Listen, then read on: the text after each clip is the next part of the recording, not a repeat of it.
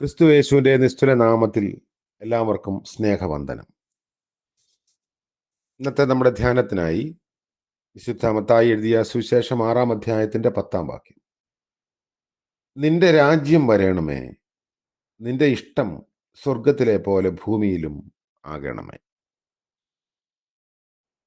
ഗിരിപ്രഭാഷണ വേളയിൽ കർത്താവ് തൻ്റെ ശ്രോതാക്കളോട് പറയുന്ന അതീവ ശ്രദ്ധയാകർഷിക്കുന്ന പ്രാർത്ഥനാ വാക്കുകൾ അത് ഇന്നും നമ്മുടെ പ്രാർത്ഥനാ ഇടങ്ങളിൽ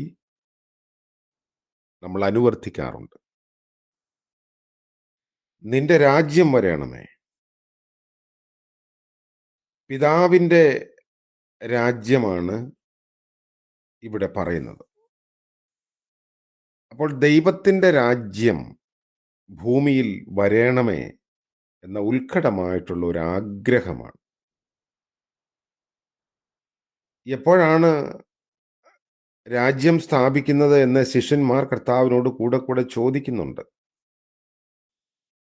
ഒരുപക്ഷെ അവരുടെ മനസ്സിലെ ആഗ്രഹം ഇന്ന് അവർ ജീവിക്കുന്ന സാമൂഹ്യ രാഷ്ട്രീയ സാഹചര്യങ്ങളിൽ നിന്ന് വ്യത്യസ്തമായി മറ്റൊരു രാജ്യ താല്പര്യമാവാം. ദൈവത്തിൻ്റെ ഇഷ്ടം എവിടെയെല്ലാം നിറവേറപ്പെടുന്നുവോ അത് ദൈവരാജ്യമാണ്. സ്വർഗത്തിലെ പോലെ ഭൂമിയിലും ആകുന്ന ദിവസത്തിന് വേണ്ടി അവർ ആകാംക്ഷയോടെ കാത്തിരിക്കേണ്ടതാണ്. ഇവിടുത്തെ വാഞ്ച സ്വർഗം ഭൂമിയിൽ വരുത്താനാണ്. വിശ്വാസി രക്ഷിതാവ് മടങ്ങി വന്ന് തന്നെ സ്വർഗത്തിൽ കൊണ്ടുപോകാൻ കാത്തിരിക്കുന്നു. വിശുദ്ധ പൗലോസ് തെസ്സലോനിക്കർക്ക് എഴുതിയ 1-ാം ലേഖനം 1-ാം അധ്യായത്തിന്റെ 10-ാം വാക്യത്തിലും അതുപോലെ 4-ാം അധ്യായത്തിലുമൊക്കെ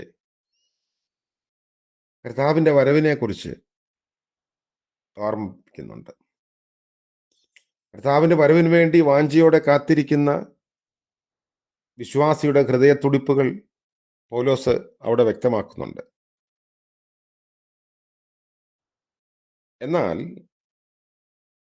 നിന്റെ രാജ്യം വരണമേ എന്ന് കർത്താവിനോട് പ്രാർത്ഥിക്കുന്നവർ ഈ ഭൂമിയിൽ ഉറപ്പുള്ള ഒരു ഗവൺമെന്റ് സ്ഥാപിക്കാൻ അല്ലെങ്കിൽ ഭൂമിയുടെ ഭരണ സ്ഥിരതയ്ക്ക് വേണ്ടിയൊക്കെ കാത്തിരിക്കുമ്പോൾ അവിടെ ഒരു വിരോധാഭാസം നമുക്ക് തോന്നാം. നമ്മുടെ ആഗ്രഹം ദൈവരാജ്യമാണെങ്കിൽ ഈ ഭൂമിയിലുള്ള താല്പര്യങ്ങൾക്ക് വേണ്ടി, ആഗ്രഹങ്ങൾക്ക് വേണ്ടി നെട്ടോട്ടമോടുന്ന, മത്സരിക്കുന്ന, വിട്ടുകൊടുക്കാൻ മനസ്സില്ലാതെ എല്ലാം ആർജിച്ച് എടുക്കാൻ ഓടുന്ന, വെമ്പൽ കൊള്ളുന്ന ഒരു സ്വഭാവം ഈ പ്രാർത്ഥനയോട് തീരെ നിരക്കുന്നതല്ല. അതുകൊണ്ട് ആത്മാർത്ഥമായിട്ടാണ് നമ്മൾ പ്രാർത്ഥിക്കുന്നതെങ്കിൽ ദൈവ ഇഷ്ടം ജീവിതത്തിൽ പാലിക്കുന്നവരായി തീരണം എന്നതിന് രണ്ട് പക്ഷമില്ല. അതുകൊണ്ട് കർത്താവ് ശിഷ്യന്മാരെ പ്രാർത്ഥിക്കാൻ പഠിപ്പിച്ചത് ഏറെ അർത്ഥവത്തുള്ള ഒരു പ്രാർത്ഥനയാണ്. അത് നമ്മൾ ആത്മാർത്ഥമായി ഹൃദയത്തിൽ സ്വീകരിച്ച് പ്രാർത്ഥിക്കുമ്പോൾ നമ്മുടെ ജീവിതത്തിൽ ദൈവരാജ്യ താല്പര്യങ്ങളോടുള്ള ഒരു സാധർമ്മ്യം അനിവാര്യമാണ്. 6 അപേക്ഷകളാണ് ഇതിലുള്ളത്. 3 നേരിട്ട് ദൈവത്തോടുള്ള ബന്ധത്തിലും ഒടുവിലത്തേത് നമ്മോടുള്ള ബന്ധത്തിലുമാണ്. 10 കൽപ്പനകളിൽ ആദ്യത്തേത് 4 ദൈവത്തോടുള്ള ബന്ധത്തിലും പിന്നീടുള്ള 6 മനുഷ്യരോടുള്ള ബന്ധത്തിലുമുള്ളതാണ്. നമ്മുടെ പ്രാർത്ഥന ദൈവത്തിന് മഹത്വം അല്ലെങ്കിൽ കൊടുത്തുകൊണ്ടേ ഇരിക്കാനുള്ളതാണ്. ലഭിക്കുമെന്ന് ഉറപ്പുള്ള കാര്യങ്ങളാണ് നമ്മൾ അപേക്ഷിക്കുന്നത്. നമ്മുടെ രക്ഷിതാവ് പ്രാർത്ഥിച്ചപ്പോൾ പിതാവേ നിന്റെ നാമം മഹത്വപ്പെടുത്തണമേ എന്ന് അപേക്ഷിക്കുമ്പോൾ മഹത്വപ്പെടുത്തിയിരുന്നു അല്ലെങ്കിൽ മഹത്വപ്പെടുത്തിയിരിക്കുന്നു. അത് ഇനിയും മഹത്വപ്പെടുത്തുമെന്നുള്ള മറുപടി ഉടനെ ലഭിക്കുകയും ചെയ്യുന്നു. അപ്പോൾ നമ്മുടെ പ്രാർത്ഥന കർത്താവ് തന്നെ പറയുന്നുണ്ട്, ലഭിച്ചു, ലഭിക്കും എന്നുള്ള ഉറപ്പോടുകൂടി പ്രാർത്ഥിക്കുക. പ്രാർത്ഥനയിൽ നമുക്കൊരു വിശ്വാസത്തിന്റെ ഉറപ്പുണ്ട്. അപ്പോൾ കർത്താവ് പഠിപ്പിച്ച പ്രാർത്ഥനാ ശകലത്തിൽ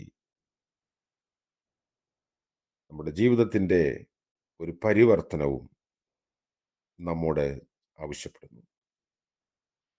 ദൈവരാജ്യ തൽപരരായി ജീവിക്കാൻ ശ്രമിക്കാൻ നമ്മുടെ ജീവിതത്തിന്റെ മനസ്സിന്റെ പരിവർത്തനവും അതിനോട് സാധർമ്യമുള്ളതായി തീരട്ടെ.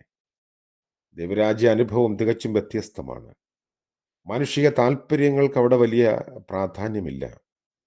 നമ്മൾ മാനുഷിക താല്പര്യങ്ങളെ മുൻനിർത്തി ലാഭവും നേട്ടവും പദവിയും അധികാരവും ഒക്കെ ആഗ്രഹിച്ച് മോഹിച്ച് മത്സരിച്ചോടുന്ന ഒരു കാലഘട്ടത്തിൽ ദൈവരാജ്യം നേടിയെടുക്കലിൻ്റെ അനുഭവമല്ല, വിട്ടുകൊടുക്കലിൻ്റെ അനുഭവമാണ്, ചേർത്ത് നിർത്തുന്നതിൻ്റെ അനുഭവമാണ്. അങ്ങനെയുള്ള അനുഭവത്തിൽ ജീവിക്കാൻ കർത്താവ് നമ്മളെ സഹായിക്കട്ടെ. പ്രാർത്ഥിക്കാം.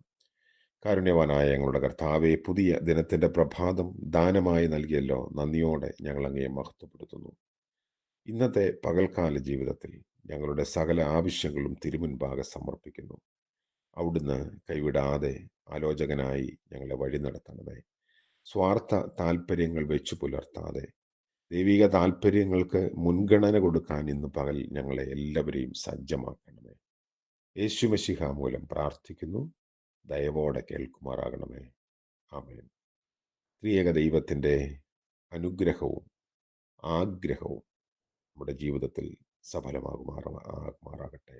ആമേൻ.